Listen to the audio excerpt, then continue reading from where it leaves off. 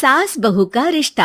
निधि और उसकी सास के बीच हमेशा किसी न किसी बात पर अनबन छिड़ी ही रहती है, जिसके चलते दोनों कभी एक दूसरे को समझने और प्यार करने की कोशिश तक नहीं करती। अरे मेरे तो भाग ही फुट गए जो ऐसी बहू मिली। हाय, मेरी तो जिंदगी बर्बाद हो गई। भगवान, या तो अच्छी सास दे देता या फिर गूंगी। इन्हें मेरे सिर बिठाकर कौन से जन्म का बदला ले रहे हैं भगवान। क्या बोली? वही जो आपने सुना। इतनी बड़ी हो गई कि सास से जुबान लड़ाती है। अरे यही सीख कर आई है क्या मायके से? अरे नहीं नहीं, उसके लिए तो ससुराल ही काफी है। मेरी सास ने मुझे बहुत अच्छे से जुबान लड़ाना सिखाया है। हाँ। सास बहू की तीखी नोक झोंक चल ही रही होती है कि दीपू वहां आ जाता है। रिश्ता करते हुए पति पत्नी की जगह सास बहू की कुंडली मिलानी चाहिए, क्योंकि अगर सास बहू का रिश्ता अच्छा नहीं तो उनका पता नहीं, पर पति की जिंदगी तो पक्का झंड है। मुझे अपने सामने कोई झगड़ा नहीं चाहिए। बस करो दोनों। दोनों शांत होकर अपने अपने काम में बिजी हो जाती हैं। दीपू ऑफिस चला जाता है, जिसके थोड़ी ही देर में दीपू की बहन कल्पना का फोन आता है। अरे कैसी है रे बेटा? ससुराल में सब बढ़िया है ना? कोई तुझे परेशान तो नहीं करता? सास की बात सुनकर पास खड़ी निधि हंसकर कहती है, अरे वाह रे ऊपर वाले, खुद बहू को शांति से सांस भी नहीं लेने देती और बेटी से पूछ रही है कोई परेशान तो नहीं करता। अरे मेरी बेटी तुम्हारी तरह नाकारा और बदतमीज नहीं है, इसलिए उससे पूछना बनता है। तो उनकी सास भी आपकी तरह नहीं होगी, इसीलिए उन्होंने कुछ बोला नहीं। और इसी के साथ एक बार फिर दोनों सास बहू के बीच तानों का युद्ध शुरू हो जाता है। फिर कल्पना कुछ देर तक तो फोन पर सुनती रहती है, पर जब दोनों चुप होने का नाम तक नहीं लेती तो वो चिल्लाते हुए बीच में बोलती है, अरे बस करो, यह फोन कान पर लगाए जब मुझसे आप दोनों की बातें सुनी नहीं जा रही तो मेरा बेचारा भाई न जाने किस हाल में होगा। अरे ये सब तेरी भाभी की वजह से है बेटा। तो माँ, आप भी कुछ कम नहीं है। आप दोनों को ही अपना रिश्ता सुधारने की जरूरत है। मैं एक बाबा को जानती हूँ जो रिश्ते सुधारने में एक्सपर्ट हैं। आप दोनों उनके पास जाइए। ना जी ना, मैं ऐसे ढोंगी बाबा में नहीं मानती। देखा, कहा था ना। अरे ये तो हमारे घर में शांति चाहती ही नहीं है। भाभी, एक बार ट्राई करके तो देख लो।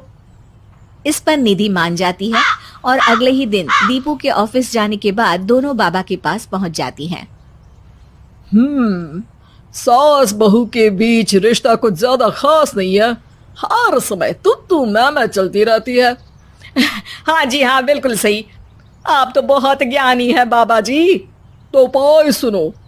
बहू को साफ और सच्चे मन के साथ सास को 12 लाल और 12 हरी चूड़ियां भेंट करनी है।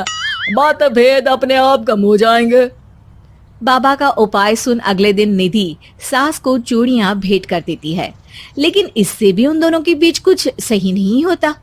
अरे पक्का इसने ही किलस कर चूड़ियां दी होंगी, तभी कुछ नहीं हुआ। दोनों दोबारा बाबा के पास जाती हैं। कुछ नहीं होता। तो दूसरा उपाय सुनो।